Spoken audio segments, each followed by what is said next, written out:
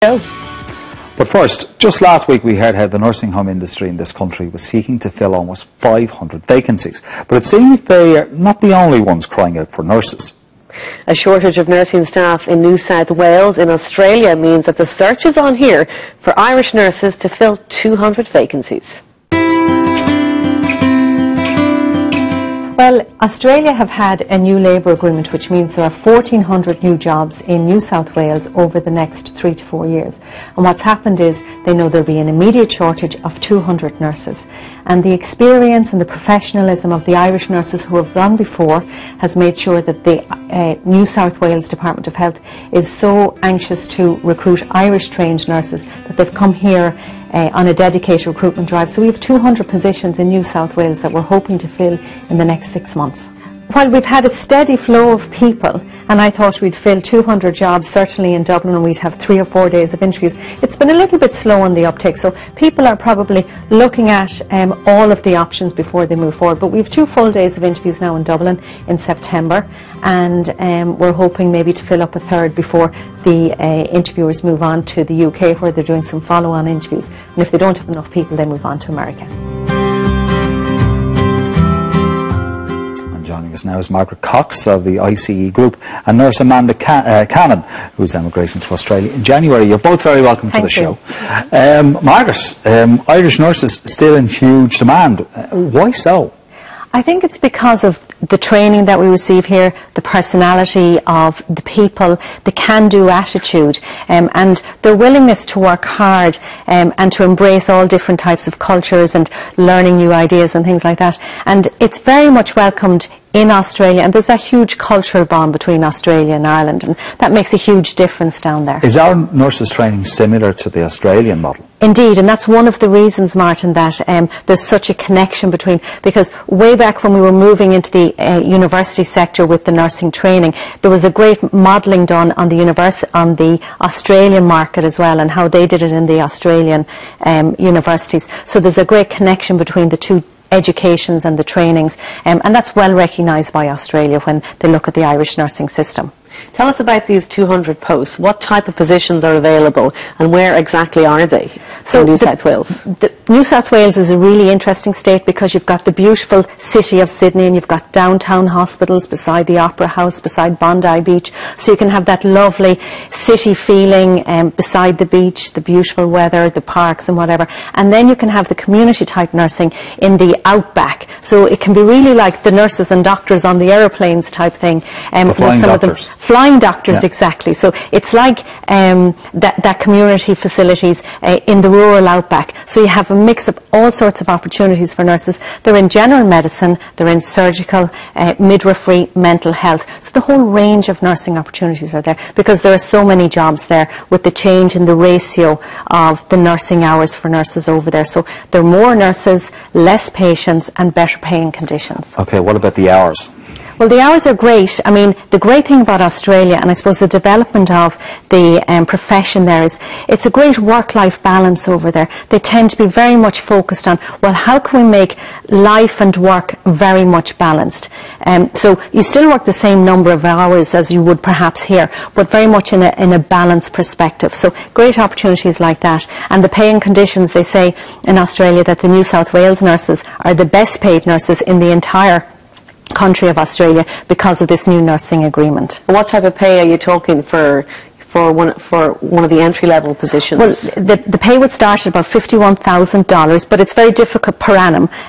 It's very difficult, I suppose, to say what the pay is for every single person because it very much depends on what your education is, what entry level you're hitting in terms of experience and so on like that. So it's very varied. And then there are different shift allowances and different payments that nurses would receive on top of that. But some of these jobs, would more of the jobs be in kind of very rural areas than they would be in Sydney, let's say, for example? I mean, are these nurses going to be going off to the boonies, essentially? No, not really. And I guess this particular campaign is different perhaps than other campaigns have been because every single ward and every single hospital in New South Wales has gotten extra nurses. So the choice is there for the people, for the nurses, the Irish nurses going down, depending on what it is that they're looking for. Some are looking for a great chance to develop their careers. Some are looking for a lifestyle choice. They want to be in a city centre. Some want to be more in a community rural setting where they they have a broader range of experience. So it's different this time than it has been in the past when we've done recruitment campaigns for the boonies,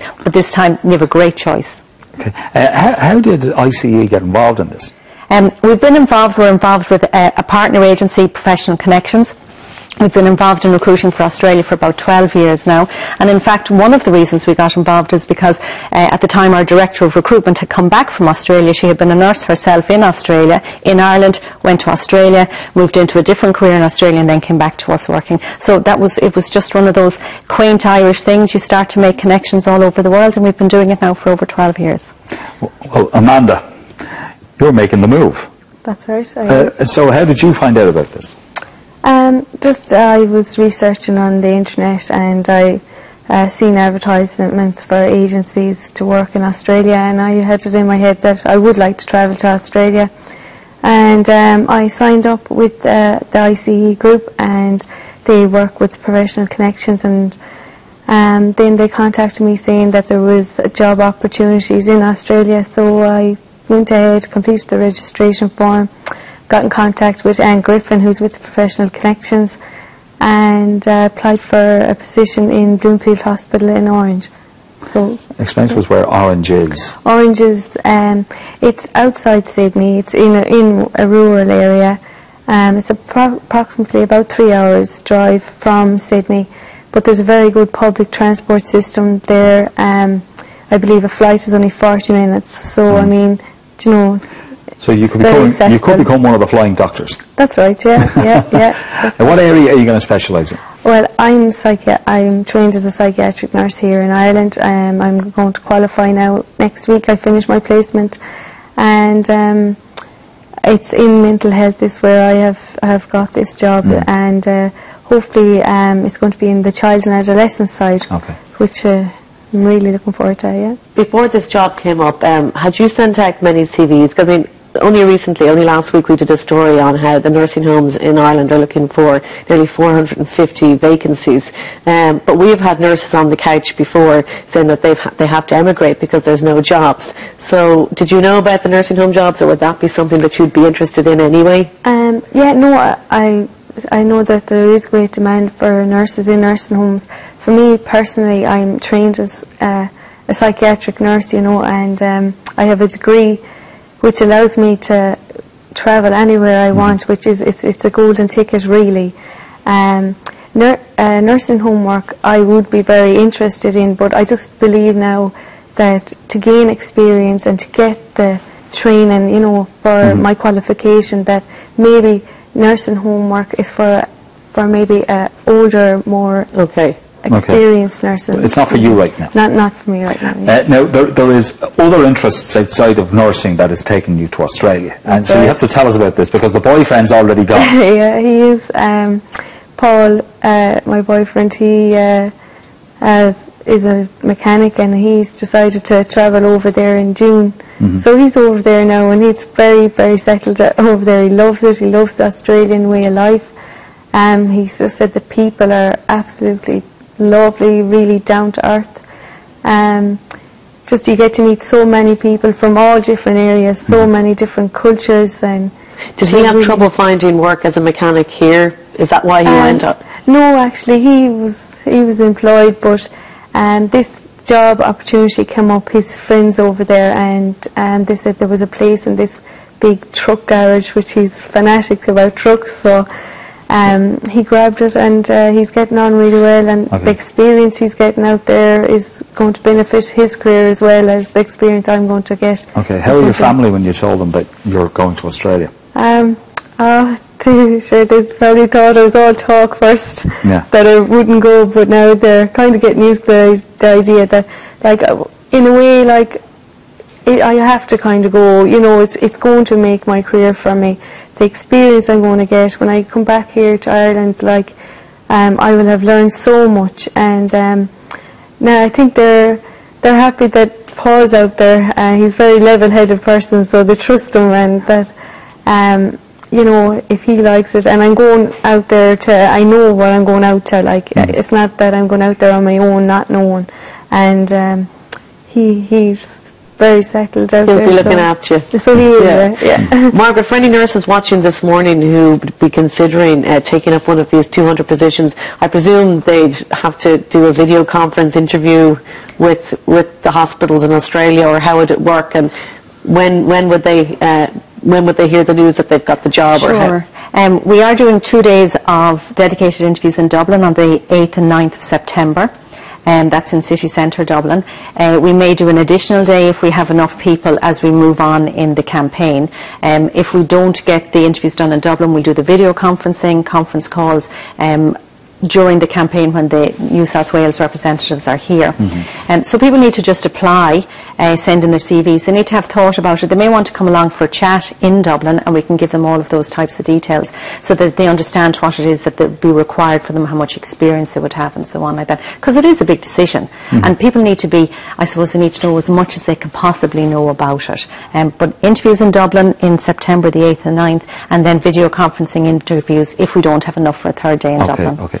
Amanda's very lucky. She's got Paul waiting there to help her when she gets there. You've also got a couple of cousins there too, I believe. Yeah, I have. But what about the people who are going there who don't have any? And that's people? great, yeah. What kind of support do you guys offer them? So and this is part of why I suppose we put in a tender document in order to be selected, and in that we need to show the New South Wales Department of Health the kind of welcome pack that we provide. We would meet our nurses at the airport, we bring them to wherever they're staying for the first night, we orientate them around the area of their hospital, and then when they start in the first couple of days after they get, the hospitals themselves have an orientation package. They teach them, or not teach them, but show them, you know, where to register for tax, for the social security, and they kind of do a bit of a buddy system in certain hospitals as well, so that nobody feels on their own. I suppose Australia have been doing overseas nurses for many years, and they have it down very, very well, but we look after them. Very quickly, how long, what's the minimum contract? Would be a year they'd be signing up for? Most of the positions we're looking for longer than a year, so it would be 4 years is what we're looking for. That would be our hope, that most people would go for 4 years. These are really serious long-term positions with all sorts of benefits attached to them. And they're starting any time from Christmas on to July of next year, and maybe July, August, but we're hoping most people will be in position by July. Well, you're going to be in position, Amanda, by February. We wish you well with it. We know that you've been getting sporadic days work here and there. You've now got the promise of regular work in Australia, but be like a boomerang and bring that mechanic fella home with you as well. We'll need people like you back in the country to get us rolling once more. Good to meet both of you, and good luck with those interviews next month. After the break, in the first in a new series, I ditch my consumer